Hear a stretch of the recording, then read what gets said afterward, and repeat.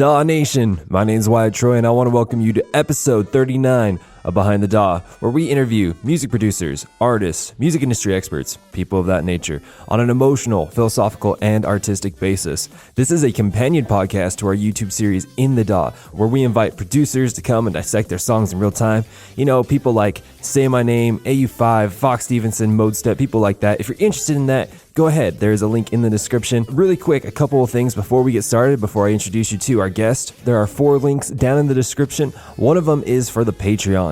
If you want to make sure that we can keep bringing you these episodes forever for free, go ahead, check it out. And plus, if you become a patron, this is something that we just incorporated, you get to become a part of the interviews now. As long as the person that I'm interviewing is cool with it, I live stream the interview to our patrons, and you get to have a chance to come on, meet whoever we're interviewing, ask them questions. It's fantastic. It's literally just $1 a month. So go ahead and check that out. The second link in the description is for suggestions. If you want to suggest someone to come on the show, go ahead, click that link. The third link in the description is for private lessons.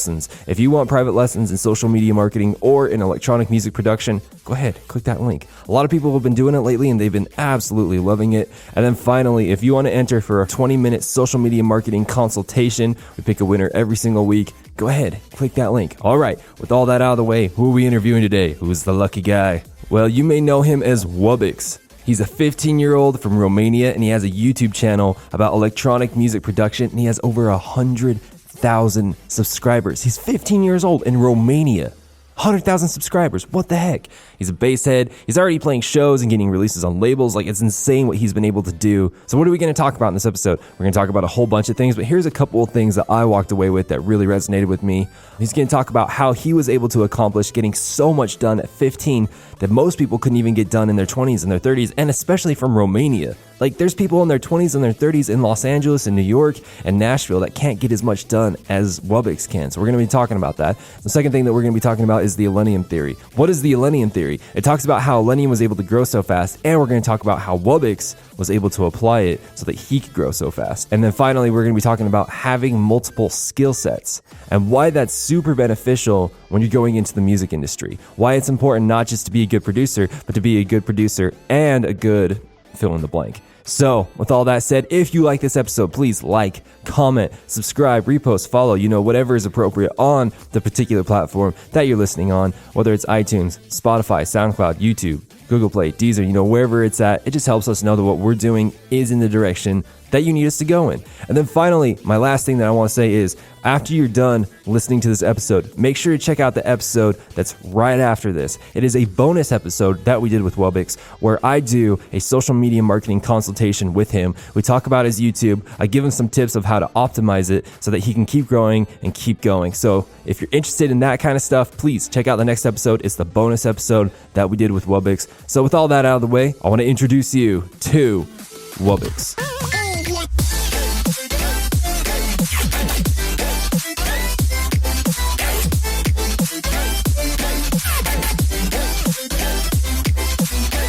I want to welcome everyone to this week of Behind the DAW.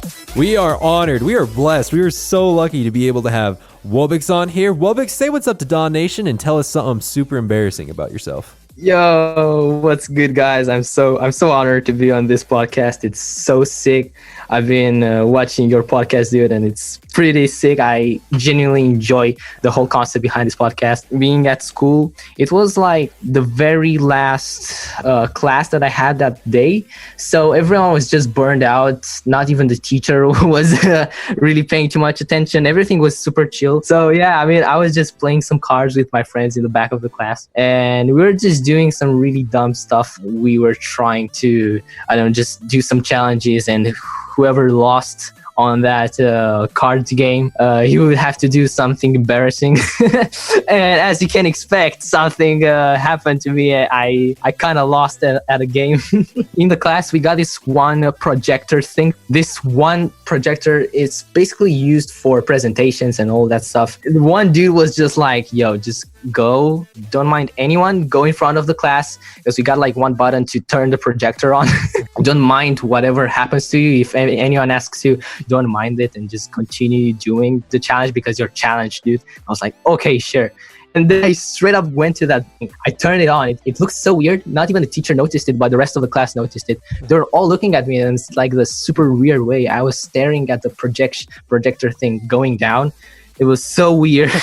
I had this really weird stare in my eyes because at the same time I was thinking, whoa, what am I gonna say? That's super dumb. Everyone was like, yo, what happened to you, dude? Are you possessed or something? What happened? And after that projector got down, even the teacher looked at it. I was like, teacher, I'm gonna have to be honest with you. I'm just deeply projecting my thoughts on this thing right now. Let me take one moment to think this through, bro. Everyone was just laughing. It's just so weird, and I was just dying inside. The thing is, I'm usually this kid that is a little more shy and introverted. I mean, not necessarily shy because I do speak to people, and if anyone wants to talk to me, yo, what's good? I'm not introverted, I'm not shy, but generally speaking, I just don't really like to do things that are out of my comfort zone. Yeah. You mentioned not only now, but you mentioned when we were emailing back and forth that you still are in school. So I didn't realize that. How old are you, man? Yo, I am 15 years old, and I'm about to turn 16. I'm about to turn 16 in like one month. Yeah, I got my birthday in January. Dude. So yeah, I'm pretty close to that. I had no idea that you were really funny for a 15-year-old. This is yo, thank you so much. That's amazing. Dude. Like, fun fact, when I was 15 years old, you were only 5 years old. So this is crazy that yeah, whoa. It's incredible to see what you've been able to accomplish only at 15 years old. So did the people that you go to school with, do they know that you have like 100K plus YouTube channel? Yeah, actually, like I got like this one class. I know that in United States, the school system pretty much just makes you go to different classes, and you got in every different class different classmates at the same time, right? Indeed. But in Romania, it's just pretty different. Like at every class, you just sit in the same classroom with the same classmates. Oh. So yeah, I mean, these couple of classmates that I got, they some of them, like a big part of them, know about that. And I remember I was posting online the fact that I got the silver play button, and they were like, yo, the congrats, man. That felt so cool. Like, yeah, that's amazing. That was such a sick thing. Yeah, this is a plot twist. I didn't realize that. So you're 15 years old. You've already got the 100K YouTube plaque. You've already, you're getting booked for shows. You're releasing music. I mean, how? Like, there's people that are twice your age that are still trying to figure out what you're doing. I mean, like, how, especially because you're in Romania. I mean, there's people that are double your age living in Los Angeles or New York or some music mecca that can't even achieve what you've done. Why do you think you've been able to have this kind of success, man? Yeah, especially right now, I'm more like viewed as this YouTuber guy or something. Yeah. And I feel that on YouTube, you can, if you got like some special personality, and at the same time you bring something new to the viewers and stuff, you can definitely develop some sort of fan base because people are going to be attracted by your personality. So I guess that's why that's what my whole brand evolves around, this personality producer that is just having this fan base and community that is just relating to him or something, and at the same time they're learning some cool stuff at the same time, because it also moved so quick. Like I think I've been making videos for like 2 years, and everything was just moving so fast. I don't even have that many videos up on my channel, and people are just supporting me, and that's such a cool thing, I'm really trying to make my music really professionally, like basically you had people on your podcast and in that series in the DAW, you had people that were pretty much professionals, and they were doing some super nice stuff. And that's the thing, I still feel that I need to get to that level with my music first, because I kind of want to be seen as this producer that does some really good music. And that's kind of what I'm dealing with too, because I still need to learn a lot. And overall, that's kind of my point of view with this blowing up thing on YouTube and on with my music. What I do for a living is social media marketing, internet marketing. So, I looked at your channel. I looked at it quite intensely because not only did I want to prepare for this interview, but I wanted to understand because you're 15 and like you got 100,000 followers, and your videos, like you said, you're not putting out a lot of videos, but the videos that you are putting out, they're getting, like, every time I'm on YouTube, I see them in my recommended thing. I mean, that could be because I'm subscribed to you, probably is, but you know what I mean? Like, it's just, you're getting a ton of views, especially in a space that's known for not getting a lot of views. You know what I mean? Like, I've interviewed people that have huge channels like Seamless and who else have I interviewed? You know what I mean? Like, people like this, but like, they're not getting the same viewage on like each video. I mean, they have a lot more videos. Anyways, so what I've kind of come to realize with you is, because I've listened to some of the interviews that you've done on your channel, like when you've answered questions, and how you said that like it feels like you feel like that YouTube kind of picked up like something went wrong with the algorithm or something like that, and it just started, like, exactly. It's also about the algorithm. I'm gonna explain really quick after you are done saying your idea. Cool. How exactly I see YouTube as. Okay, so, yeah, perfect. Continue what you're saying. One of the reasons why I think you were able to achieve what you did, do I think that there was a hiccup in the algorithm? Knowing how good your content is, I don't think there was a hiccup. Here's what I think happened, though. People, on a general sense, they have two needs that they need to fill basically every single day. And I don't know if you'd say it's a need or more so a desire or whatever, but they have these two things. And one of them is the desire to be entertained, and one of them is the desire to learn and progress. And with your videos, not only do you entertain, but you inform, and it's in a very, it's a very clean way. It's in a very, the video progresses on, and it progresses on very quickly, and it just makes sense. And I've very rarely am I able to watch a video kind of like yours, where I'm not only like, this is hilarious, like I genuinely enjoy this, but like I'm still learning stuff. Like your one, I think it's the biggest video on your channel, the Slavic hard bass drop, and like when it got to there, and it was like talking about how like in order to do this you need to have a press shot and you need to be squatting, you know what I mean? And I was like, oh my gosh, this is so true. Like, and so like, like stuff like that, but at the same time, like I learned so freaking much about that type of music and all that kind of stuff. And that's why I think that it's so beneficial. And because it's beneficial and it's intriguing and it's entertaining and it's bringing a lot of knowledge, then you get that retention rate, right? People keep watching because it's like, this is totally worth my time. And people keep watching. And I think personally, not only are you bringing a lot of value to the people, so they keep subscribing, but because of the retention rate, then the YouTube algorithms picked that up and kept recommending it and recommending. That's personally what I think. But let's hear what you're saying. What your thoughts are. You wanted to say something. What you said was pretty true. It really aligns with my ideas and stuff. I would definitely say that, like, look, for example, when I first started off, my videos were not really getting that many views, but I was starting to sort of form my personality at the same time. I guess that, the way the YouTube algorithm works, it's still kind of a big mystery to a lot of viewers, not just me, but the thing is, you kind of need some sort of attraction to your channel in order to get picked by the YouTube algorithm. Indeed. And then start to be promoted a lot more. Also, you need kind of clean content. I do feel that based off being demonetized, you kind of might be able to not get recommended. I think that's just one of my theories. I've seen people talk about that too, but it's still the fact that the YouTube algorithm is super mysterious and is still not really unsolved. I feel that the YouTube algorithm kind of picked up my channel and it was like, yo, I mean, this is kind of getting some attraction and stuff. Let's just promote this guy. And that's how that my channel had this sort of exponential growth, I guess. Yeah. It also was because this last summer, for example, I remember so clearly that the summer just started and I just hit 50K subscribers. I was like, all right, yeah, that is so sick. Let me just make a preset pack that with some presets that I made throughout the years or something, or throughout the months when I was making some sound design. And then I was just trying to perfect those basses, and I made a preset pack. And after that, I basically had the whole summer just for doing what I wanted. And also I had in my mind this goal, this 100K subscribers goal. I just set myself a goal.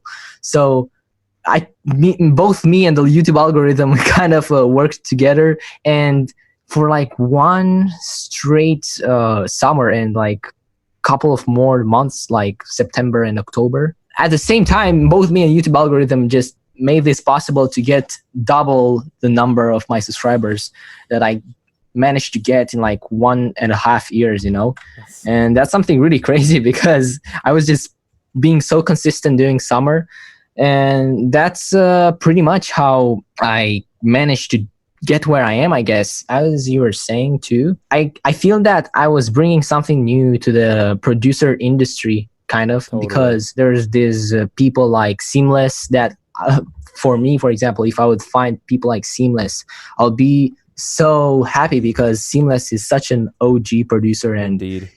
he knows so much. He has so much knowledge, and I respect him so much for that.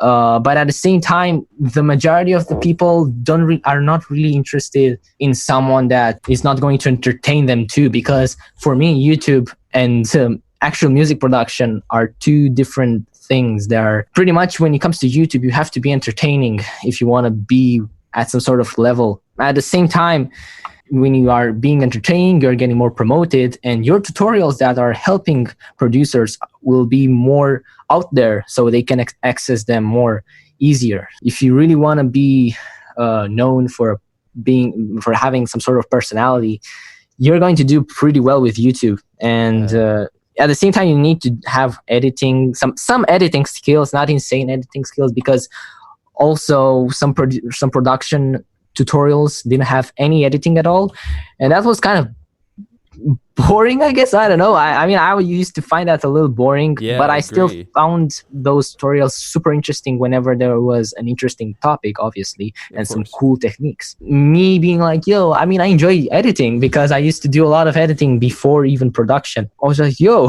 I could like combine these two things together and like insert some silly jokes, and I guess that's how it all worked together. I'm thinking about this right now, and maybe someone's thinking, well, maybe if I want to, meet certain people, or if I want to have the certain success that, Wubbix is having, maybe I need to start getting into to tutorials, and I don't think that's necessarily true. It could be true. A person could do that if they want to, they don't need to. But as I'm sitting here thinking about it, you coming into the music industry, obviously you are a music producer, but you also have this super solid YouTube channel that you have. You're not riding into the music industry on a unicycle. You're riding in with a bicycle. You got a motorcycle going on. You got two wheels going on. You got two things to back you up. You got the production and you got the YouTube behind you.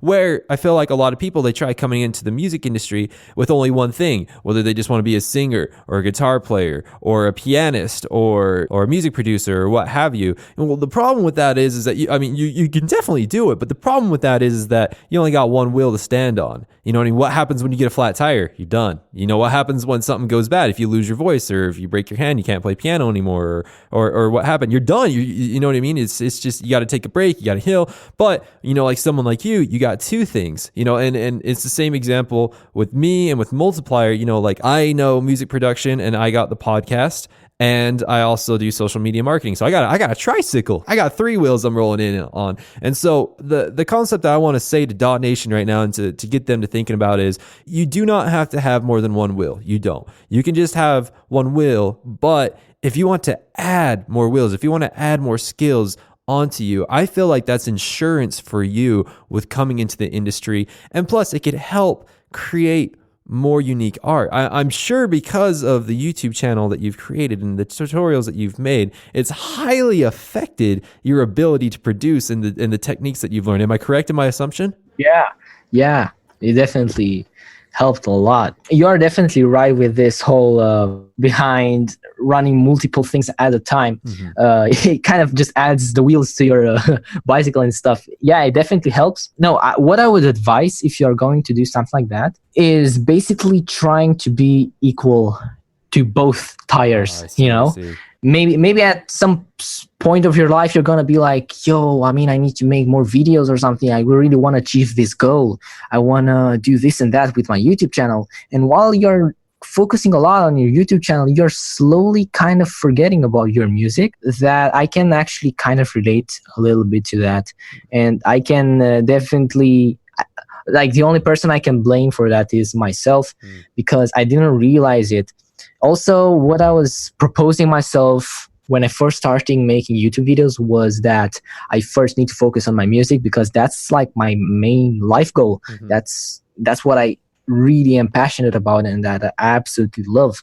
I also want to do YouTube as a hobby. And if you saw that lately and you noticed it, it was that I was so focused on YouTube, especially this year. And that kind of made me a little, I don't know, a little upset that I couldn't really work a little bit on my brand more. So people know me for this producer more other than this YouTuber. I feel that I'm so much more a YouTuber than a producer, and that kind of makes me a little upset. Not necessarily like sad or something, just a little upset about the way I didn't think this through, because I'm the type of person to just go straight forward if I have some sort of goal of doing this. And yeah, I mean, I don't know, I think you've heard of this dude called Moonboy. Oh yeah, definitely.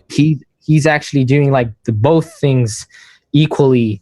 He might be a little more focused on music. I don't know what he's doing, but he is definitely having an equal amount of YouTube and music, and that is way better. Yeah, and the fact that he also lives in the US, LA, that helps him so much more, and that's why he's killing it right now. And hey, I need to focus on music too. So that's why at least for this month, for almost a month, right, since my 100k sub special, I kind of took a break from YouTube, because I was just like, at the end of the day, I need to have some sort of quality for my music that I need to focus on in order to be where I want to be with my music in the industry. So people know me that, oh, he also does some super sick tracks, and I am actually working to get that quality. That was a hard thing to hear, because what you're saying is absolutely true. Basically, from me growing in the DAW and behind the DAW for the last year,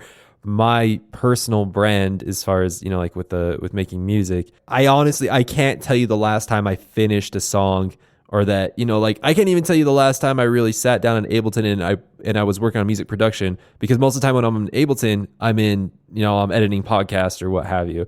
And yeah, so see, it all comes right to the time management that you got and what your goal, your main goal is. It's so much about that. Some people don't even notice it. I didn't even notice it for the past couple of months with what I was doing. Yeah. It just kind of gets to you at some point where you realize that your brand that you're building was not really the brand that you wanted initially. I see. Ah, this is good. Yeah, you're right. Because I definitely need to invest more time into like my music production brand and stuff. I mean, do you know Julian Gray?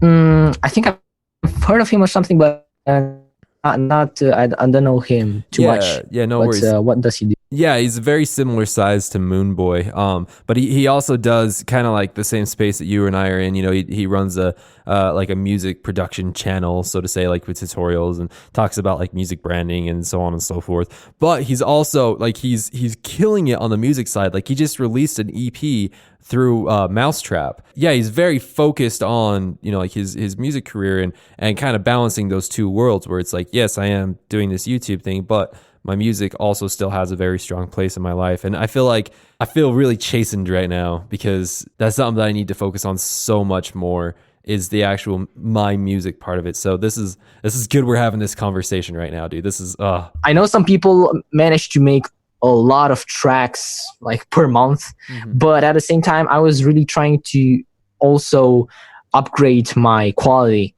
and not just creativity wise but also quality wise. So that is way much more work for me. I don't know, that maybe I might get used to it at some point. I see what you're saying though, and I think this is a perfect segue into our music business tip for this week. So this is really good, because I think this is going to completely apply to what we are talking about right now. So a couple of weeks ago, Crywolf came and stayed with me. He flew into Vegas and he came and stayed with me up in St. George for a couple days. But you know, him and I, we were sitting on this mountain looking out at the city, and we were just talking, because he's like, you know, with the super fans that I have right now, I feel like I should be further on in my career. Whereas if we were to look at someone like Illenium, he is, Crywolf and Illenium, they kind of started off at the same time. They even did some songs together and everything, but he feels like Illenium is so much further along in his career than where Crywolf is right now. And I'm assuming you know who Illenium is, right? Yeah, of course you do. Of course. I got like a lot of suggestions to get to make a tutorial on that. I might probably do that, but we were talking about it, and this is going to be the music business tip for this week, to take a page out of Illenium's book. If Illenium and Crywolf, they were on the same page, but right now Illenium is further along in his career, even though they're working at the same rate, even though they're putting out music and whatnot, they have the same connections. So to say, why did Illenium grow faster than Crywolf? And so we were sitting there, we were talking about it, and what we came up with is we call the Illenium theory. And you can apply it to music, you can apply it to YouTube, you can apply it to business or what have you. But basically it was this. It was Illenium figured out how to knock out. There's a term used in English. I'm not sure if it's the same in Romania, but do you know the term or the phrase knocking out two birds with one stone? Yeah, we kind of got that with rabbits or something. But yeah, we do have that. Yeah. Okay, perfect. Got it with rabbits. That's great. Just so weird. The whole translation. Everyone gets their message however they feel like. I get what you mean. Okay, perfect. So Illenium, whenever he put something out, he was knocking out at least two or more birds with one stone, right? So not only, if we were to look at his early days, he needed to put out content consistently. So, I think it was like once a month or once every couple of weeks. But so that was one bird that he hit out with one stone. And then he added another thing onto it. He saw the music that was trending at the time. And so not only was he putting out his own music consistently, but he would look at the music at the time that was trending and do remixes for those. And then he would check which artists were trending at the time, and then he would reach out for collaborations with those artists. And I'm sure there was multiple other things that he did, but really what we came down to was it was just the consistency and leveraging what was going on in the industry at this time. So that is what we call the Illenium theory. So let's think about it on a music producer's standpoint. Let's take it, let's put it in Wubbix's standpoint right now. How can he leverage the Illenium theory? So what I would submit to you, Wubbix, is basically look at this, is that you look at what's going on in your industry, like your particular niche right now. You're kind of more in the bass, kind of, like rhythm dubstep. I would see who is trending right now, who is absolutely killing it. Of course, we always got the Virtual Riots and the Barely Alives in your area, of course, but who is killing it right now? Then what I would do is I would go and I would look if there's any remix competitions or do a flip or do this and that. I would also look at other artists that are similar to your size that are trending right now. I'd try and do collaborations with them. I would think about it like that. I would also go look at their social medias, the like Virtual Riots and all those people that are trending, and see what they're doing. I'd also emulate that onto your social media. You don't have to completely copy them, of course, but just see what they're doing is working. So you kind of look at what they're doing and then you translate it to what you do. But then here's the big kicker: is consistency. The consistency is the absolute key. Illenium, he was putting out a song like month after month after month after month, and then he started touring and he still put out a song month after month after month. There's a reason why he keeps trending, why he keeps popping up, is because he is relentless in that. To be honest, his music, I love Illenium, I love Nick, he's such a good guy, but his music doesn't change all that much from song to song, right? It's not like he's breaking the mold every single time. It's kind of sounding like the same thing every single time with a little bit of twist to each song. Don't feel like you have to break the mold every time. You can if you want to. If you're that kind of person, you definitely can, but you don't have to. And so, another guy, especially in your space, Wubbix, that I feel like is absolutely killing it is Infinite. Do you know Infinite? Yeah. I've known about him for quite a while now. I was just starting off and I remember he was being promoted and stuff. Yeah. Exactly. And he is applying the Illenium theory. Every time I look at my release radar on Spotify, there is a new Infinite song every single, like, I mean, it's like twice a month that I see something, and then every time on Instagram I see new cover art for him and stuff like that. Like, the consistency is just ridiculous. And even, you know, when you have that consistency down, your content, I mean, arguably, like, your content, like I was saying, doesn't have to be that different every time. It's just the consistency. People love consistency. Is the Millennium Theory making sense to you, Wubbix? Yeah, it does. And I feel like, for example, consistency, for example, for the bass music, as you were talking about Infinite, he's having this sort of consistency with his own tracks, right? Yes. Millennium, on the other hand, he was starting to do these remixes that really made him blow up, right? Because there were like these trending artists. I feel like he also managed to get that down, and that's how he really got to blow up. And now the whole consistency that he's also keeping is just making him even bigger and bigger. Exactly. And that's what is so cool about it. I also feel like a super major key to this whole consistency thing is that you might want to reach some sort of quality level in your music that is so good that every time you're making a new track, you're not sort of keep improving, you know? This is like something that I was also thinking about for the past couple of weeks. I was thinking that, hey, if I'm going to really get serious with something, I do need to achieve a quality level that is going to be also consistent alongside with my music. So that's kind of what I'm really dealing with right now. I'm trying to get my sound out there that sounds like me, and at the same time that sounds like quality music, because when you combine that with consistency as a whole, it just makes you blow up. That's definitely something you have to be aware of. So that's the music business tip for this week. So now we're going to get back into kind of more of the emotional philosophical side. So let me ask you this, you know, out of all of the videos that you've made, all the content that you put out, what was the number one thing that, like, you look back now and you're like, I hate that thing. Why did I do that? That was just so stupid. You know what I mean? It's like, come on. Yeah, I'm not super happy with, it should be like the how to make a Tokyo Machine bass house video. Yeah, definitely that. Because many people were saying that, yeah, okay, maybe it sounds like Tokyo Machine and all, but it's not really bass house. Bass house is something completely different. I see. It's not like, when you check out the current bass house trend that is going on right now, you'd see that they all follow some sort of sound and some sort of style just associates your music to bass house. What I did right there was seem to people more like electro house or something. I'm not really sure, but I definitely feel like that one video was just not really prepared. You know, it was just pure, just okay, let me just open up my DAW and hit record and try to make something and then edit that later. A little not too informed.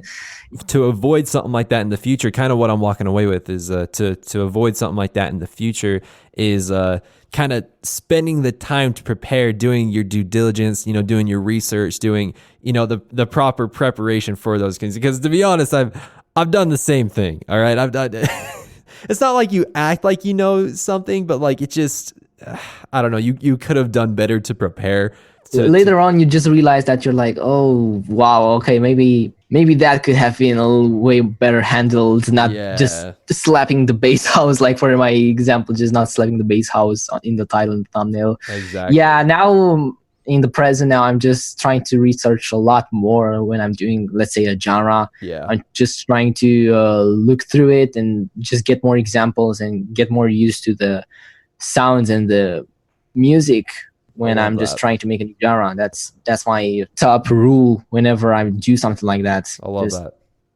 Some research at least, just to get informed with what I'm gonna make a video about. I love that. I love that so much, you know, and kind of, you know, thinking about that on a music producer standpoint, you know, what could a music producer do? How can they implement what we're talking about right now? Something that I think that you can do that I see a lot of producers doing that could you know, potentially shoot them in the foot. They don't do their due diligence. Is like, let's say you're releasing a song, and let's say you have a list of like Spotify playlists or a list of labels or a list of YouTube promotional channels that you just blast your song out to, but you didn't do the proper research, you didn't do the proper preparation, and you're sending, maybe you're sending your song to someone, like maybe you're making songs like Wubbix, but you try sending it to Mr. Suicide Sheep, which doesn't make sense. They don't release that type of music, and it can backfire because it could leave a bad taste in their mouth about your music, because they're like, man, they didn't do the proper like research about my type of channel. So that's kind of like an actionable step that I walked away with you. Is that kind of the concept that we're going on? Yeah. I do get what you mean. Mm-hmm. The thing is, I feel like a lot of people that tend to do that, they might be just sort of beginners that are still not really, how can I put this? Like, they're not really used to having some sort of mindset about the music industry as a whole. I remember myself being like that. I remember myself just sending my tracks everywhere. I was just like, yo, I mean, I know these labels. I know Totally. that's my favorite artist released on those labels. But my style of music, like even if those labels have this sort of, let's say, dark style rhythm or dubstep, in my track is so happy and stuff. Even if I send it to that label, it still won't really get accepted. Even let's say if that track that I created has some really good quality to it, because the general vibe that I approach when I produce that track doesn't really fit the whole label aesthetic and the whole style that they're aiming to promote. And that's a super big tip when it comes to sending your tracks to, let's say, a label, because if you really want to get there, you first off need to understand what good music is and what bad music is, because that's also something that you don't realize as you're a beginner. I still didn't realize it. I still kind of have to learn a lot more and listen to a lot more music. That's kind of how you overcome this confusion about good and bad music. Because if you're a beginner, you might listen to something completely random and you're going to be like, whoa, that is so sick. Meanwhile, the big producers, if they would get the same thing that you were listening to, they'd be like, this is just kind of bad. Your mindset about good and bad music. I guess how I kind of overcame that sort of mentality was just listening to a lot of artists and focusing on the people that are killing it in the game and in the industry. And I was trying to analyze how they were doing it, trying to see what they got in common, that they're so big, and trying to understand what music, like good music is like, and what's bad music. Because now if I look at my old stuff, I'll be like, it's not really too good. And at the time when I was doing that, I was definitely like, whoa, this is my best track of course, at the time. So yeah, maybe just try to listen to a lot more music. That can really help.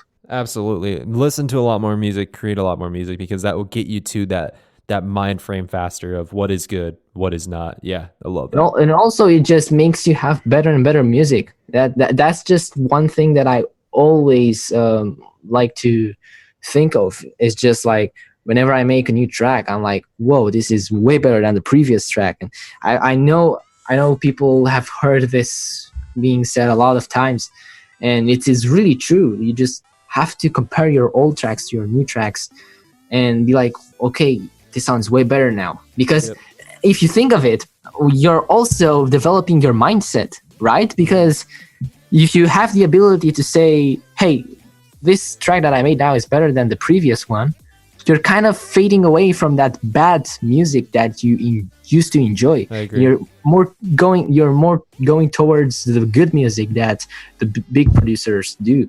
Right? So if you keep this going on, and you're also being a little more mature about criticism, and you're taking criticism more, and you're trying to understand where you're going wrong, that can help you so much about forming some sort of mentality about good and bad music. This has been an absolute fantastic conversation that I've had with Wubbix.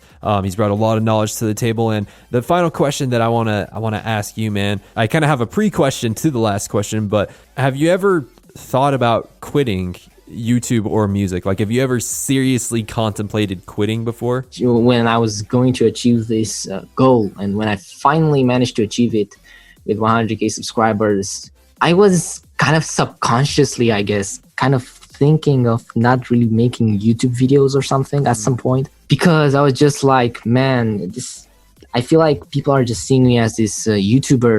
And I just used to get so anxious and kind of depressed a little bit about this whole situation. I know for a fact that some big producers actually know about me, and some producers that I look up to know about me, and kind of sucks a little bit is that the fact that they also see me as this YouTuber. And to be honest, I really cannot blame any of them, because I still have to work so much more on my music, and I need to work and get the quality that the big producers might notice at some point, and they might change their mind. I guess, I hope, I don't know.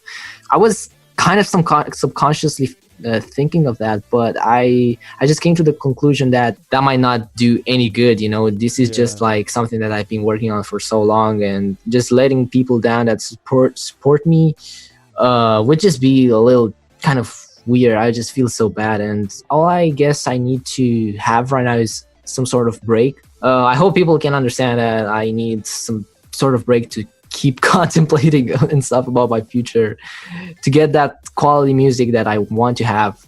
Overall, just trying to get a balance between my music and YouTube. Hey, DAW Nation.